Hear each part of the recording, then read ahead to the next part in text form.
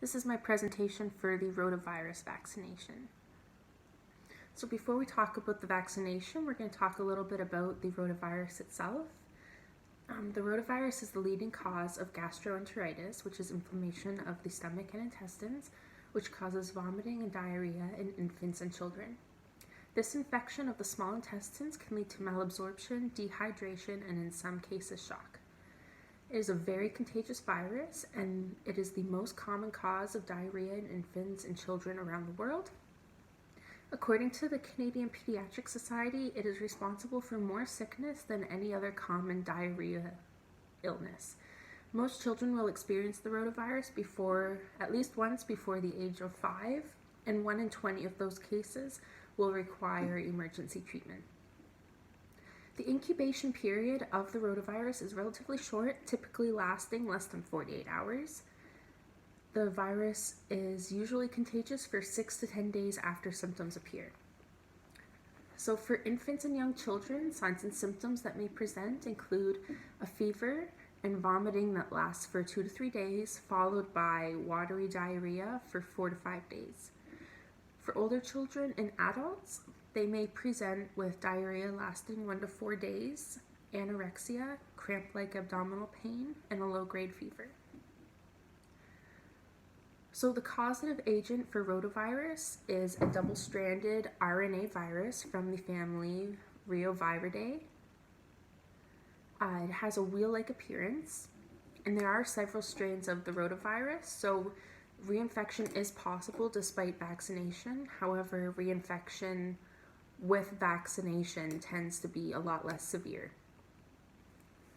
I'm just going to scroll down. And so for treatment for rotavirus, a few things we'll look at. First is how it is spread. The rotavirus is present in the person's stool. Therefore, if a child does not wash their hands after they use the bathroom, or if mom or dad change the infant's diaper or any incontinent person without washing their hands properly afterwards, can get the virus on their hands from the stool and spread it throughout other areas where it can be picked up by somebody else. And then for them to be infected with it, it is through hand-to-mouth contact, so they are ingesting the virus after they've picked it up off of a surface. Children are most likely to become infected with the rotavirus during winter and spring, between the months of January and June.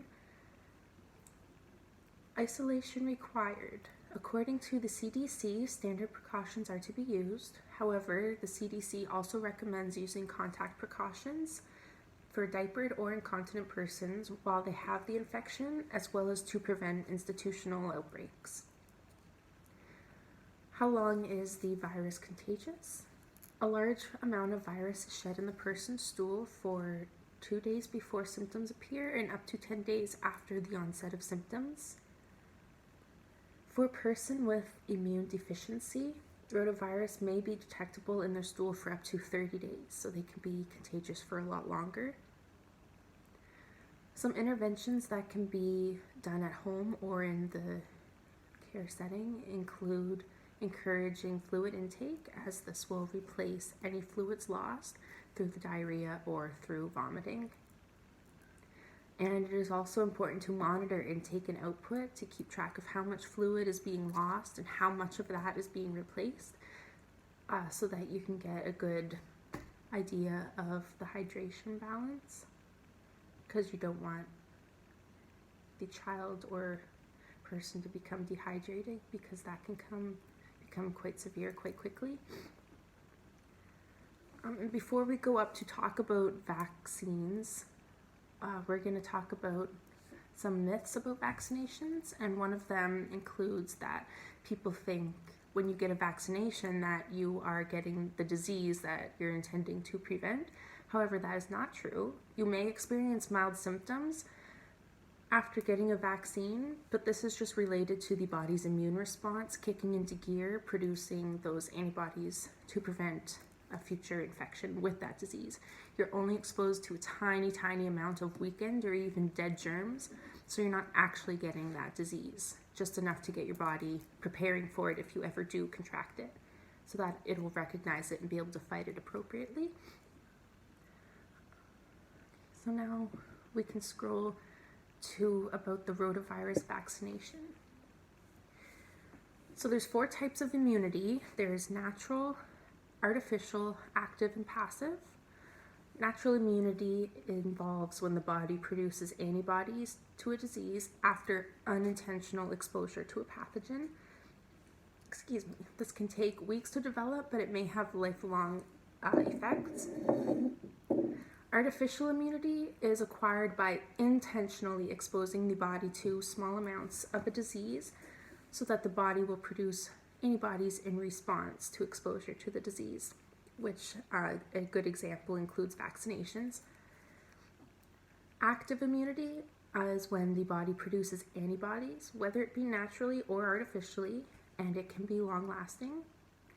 Passive immunity is when antibodies are given, usually through injection, to prevent or to treat a disease when the body has already been exposed to the antigen. How do vaccines work? So as mentioned before, vaccines contain a small amount of dead or weakened germs which mimic the actual infection.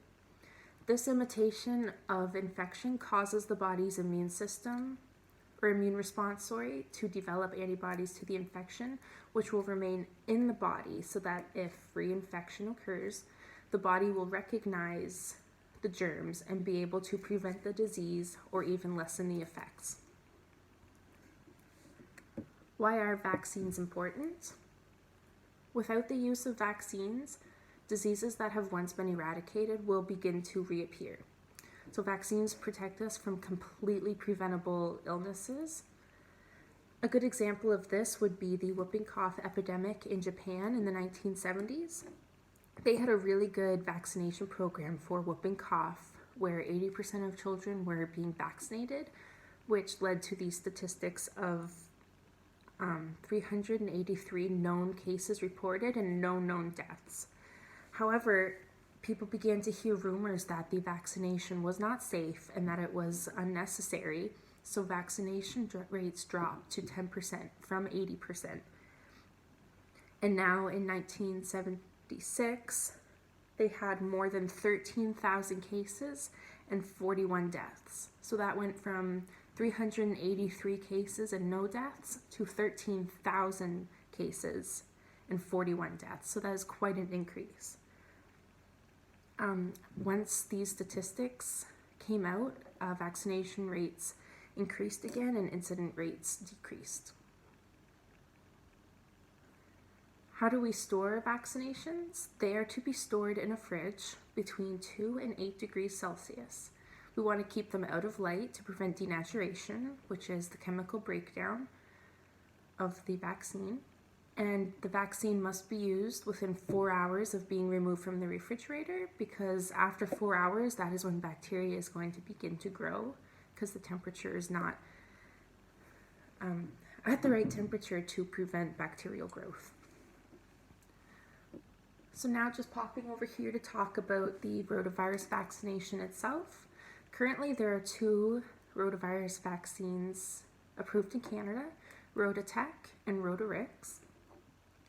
Rotatech is provided in 3 separate 1 ml oral doses given at ages 2, 4, and 6 months. Rotarix is provided in 2 separate doses at ages 2 and 4 months. It is also an oral solution. Dose 1 of either vaccine should be given by 15 weeks of age, and the last dose should be given no later than 8 months of age or 32 weeks. Rotavirus vaccination was approved in Canada in 2006, and it's intended for infants between 6 and 32 weeks of age. This vaccine has been added to the New Brunswick routine immunization schedule. The last reported case of rotavirus in Canada is very common. It's a very common virus that accounts for 20% of all gastroenteritis cases. And it still currently affects infants and children worldwide. Who should receive the vaccine? The Canadian Pediatric Society recommends that all infants between the ages of 6 weeks and 32 weeks receive the rotavirus vaccination. However, there are some exceptions, which include infants with a severe or life-threatening allergic reaction to a previous dose or to any component of the rotavirus vaccination. Infants with immune deficiency, as their bodies may not be able to handle that small amount of the virus, even just that small amount in the vaccination. And also infants with a previous episode of intussusception. How often should the vaccine be administered? The vaccine is to be given in either 2 or 3 ready-to-administer oral doses, depending on which vaccine is being used. The first dose is given between 6 and 12 weeks of age, and the subsequent doses are to be given on a 4 to 10 week interval thereafter, with the final dose being no later than 32 weeks of age. You can contact your primary health care provider, your local public health office, or telecare at 811 to receive information on where you can receive the vaccination in your area.